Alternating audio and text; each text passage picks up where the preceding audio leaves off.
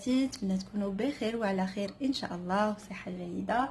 والاستقبال شهر رمضان ان شاء الله ديما غادي نجيكم بواحد الوصفات الفطور ديال رمضان.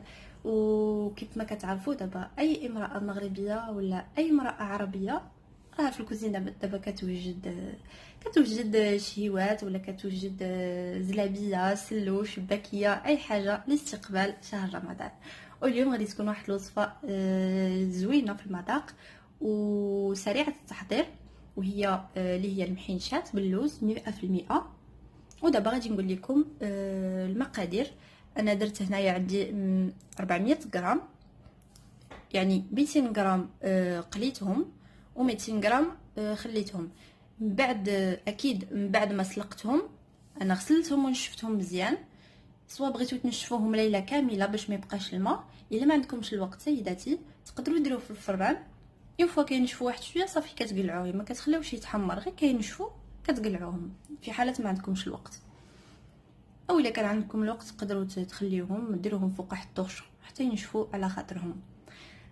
الوغ غادي نعاود لكم اللوز مقلي من بعد ما تسلق بيان سور وتنشف قليتو، وهذا من بعد ما سلقتو ونشفتو خليتو هكا، يعني نص مقلي ونص لا.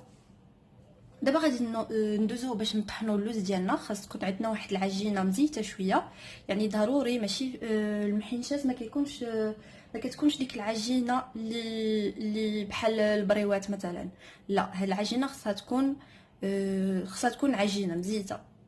غادي تكتشفوا معايا الطريقه، خليكم معايا. دابا غادي ندوزو للطريقه ديال الطحين ديال اللوز.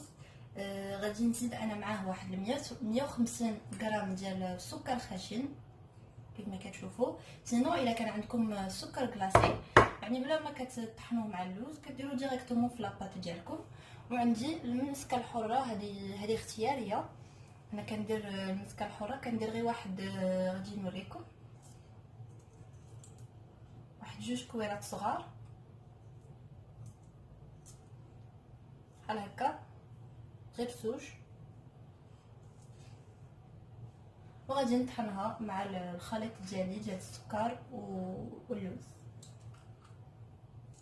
ودابا غادي ندوزو للطحين. انا طحنت اللوز الاول ديالي اللي ما كانش مقلي، دابا غادي ندوزو للثاني ونزيدو عاود السكر اللي بقى لي. ومن بعد ما كنطحنوا هاد الطحنه عاود كنزيدو نطحنوا مره اخرى للمره الثانيه كيف ما قلت لكم باش كتجينا اللوز ديالنا كيولي عجينه.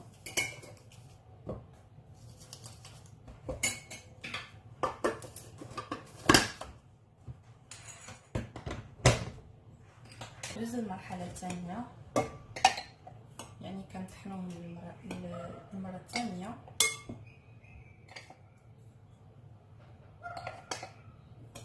يعني هذه سر باش ملي كنكونوا نحربلوا العجينه ديالنا او اللوز ديالنا ما كيتقطعش معانا، كتجينا سهله. دونك ضروري اللوز يكون يولي عجينه.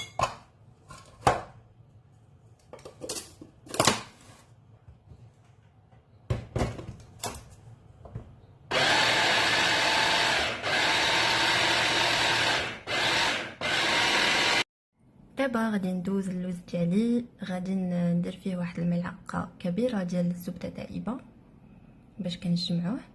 وعندكم الاختيار سواء كديروا لو غلوكوز او لا كراميل باش داك اللوز ديالنا كيجي معلك. انا كنفضل لو كراميل، يعني من بعد الطياب ما كيبقاش قاصح داك اللوز، اولا ديروا صفار البيض، لكم الاختيار. صافي ومن بعد كنبقاو نجمعوا اللوز ديالنا بماء الزهر. اون فوا كنشوفوا انه صافي بدا كيتجمع كنريدو كيف ما كتشوفوا. انا من بعد غادي نبقى نزيد بالملعقه شويه بشويه على هذا الشكل. من بعد كنستعمل يديا، يعني طريقه احسن باش كتجمعوا لاباط مزيان. ومن بعد كنشوف هاد الجمع بدات كتجمع صافي ما كنزيدش ماء الزهر. فوالا دابا كتاخذوا واحد البلاطو كديروا فيه هاد اللوز ديالنا، كتحرجوه بحال هكا على الشكل اللي نتوما باغيين. حاولوا انه يكون رقيق بزاف باش المحنشه بلع علينا وما يبقاش كيخرج داك اللوز من الجناب. سورتو ناخذ دابا البريوه باش نلفها معكم. دائما هذوك البريوات اللي عندنا غادي نخدموا بهم دائما خصكم تكونوا مغطينهم. كناخذ واحد البول اللي فيه الزيت، وكنحتاج طحين ومع الماء باش نبلعو، سينو تقدروا ديروا صفار البيض. وعندي هاد لي كوردون غادي نوريكم انا شنو كندير بهم. كنبلع بهم المحنشه، كتجيني طريقه سهله جدا. كتقسموهم وابخي كتبلعوا بهم. غنوريكم الطريقه. نبداو. انا ديجا بديت صراحه، دابا غادي نوريكم الطريقه. كنديروا الزيت مزيان. يلا هذا باش كيبان في الكاميرا.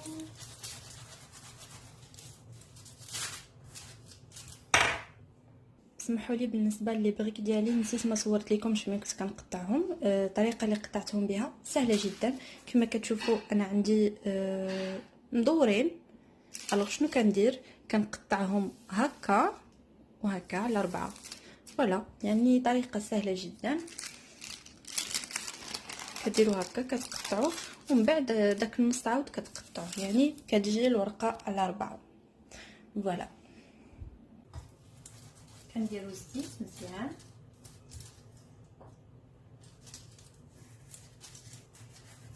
حتى لاطاط خصها تكون من نوع جيد، ومن الاحسن انكم تشريو هذيك لاطاط طويله، سوا فيلو سوا ديك لاطاط كاري.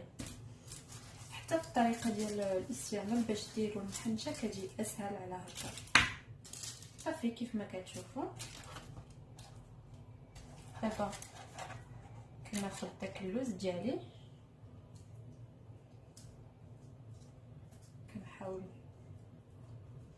نحاول نبسطو جيدا. وهاد الجنيبات كيف ما كتشوفوا هنا وهنا خصهم يبقاو خاويين باش نقدروا نبلعوا المحنشه ديالنا.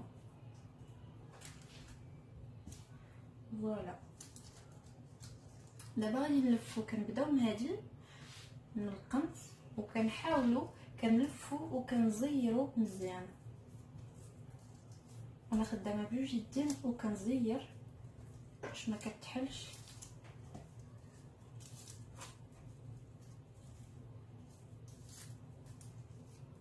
كنجيو لهذا القنت، هذا المثلث اللي كيبقى كنديروا شويه ديال الدقيق ولا صابون باش نيفيتيو انها كتحل. فوالا، هذا المثلث ديما كيبقى لتحت. ودابا غادي ندوروها على شكل حلزون.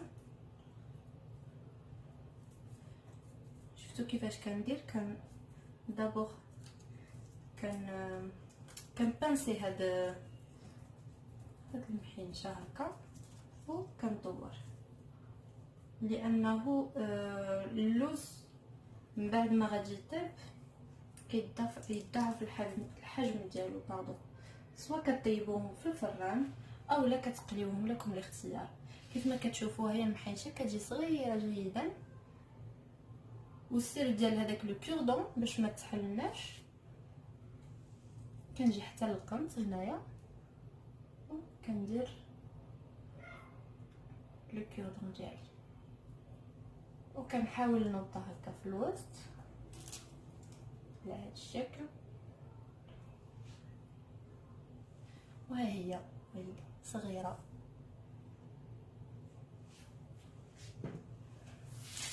كنستمروا على هذا الشكل. نحاول نعاود معكم وحده.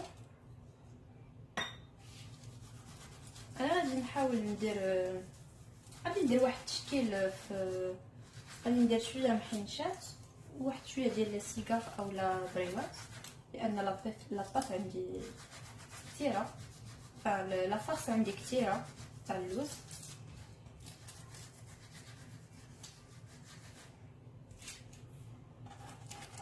كالعاده كنديروا الزيت في الورقه، من بعد كنحط نحطو اللوز، نحاولو نبسطوه ونخليو الجناب خاويين.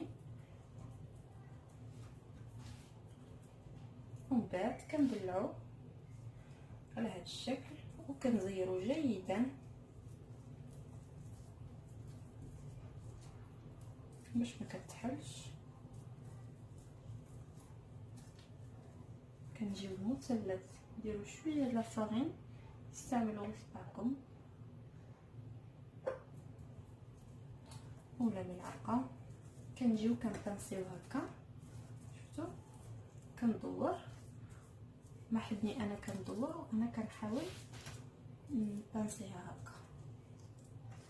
ندور على هذا الشكل لان المثلث خليته الفوق، ما خصني نخليه تحت بحال هكا. فوالا. ودابا كندور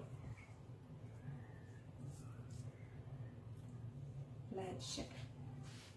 بغيتو تستعملوا هنايا غير لا فارين او لا صفار البيض تقدروا تستعملوه بحال هكا، سينو كديروا الطريقه اللي كنديرها انا بالكوردون. كنكون متاكده انها ما غاديش تحل في الطهي. كندير كوردون هنايا، كطيبوهم بالكوردون يعني ما كان ماشي مشكل. وها هي المحنشه الثانيه ديالي. كنستمر على هذا الشكل حتى كنساليهم، ومن بعد سواء بغيتو تقليوهم سواء بغيتو ديروهم في الفران، لكم الاختيار. انا ساليت المحنشه ديالي، دابا غادي درتهم في واحد اللاطه ديال الفوق ودهنتهم بالزبده من الفوق اللي كتكون دائبه، وكنديرهم لمده 20 دقيقه على حراره 200 درجه. وانا شكلت حتى لي سيكار لان بغيت ندير واحد التشكيل. تقدروا ديروا بريوات محنشات ولي سيكار يعني على حسب الذوق ديالكم. فوالا، خليكم دابا معايا باش من يطيبوا غادي نديروهم في العسل، ومن بعد غادي تشوفوا النتيجه التاليه. ودابا ساليت المحنشات ديالي من بعد ما درتهم في العسل، بيان سور كنطفيهم في العسل، ومن بعد درتهم هكا في كويرطات وكنزينهم بالبيستاش.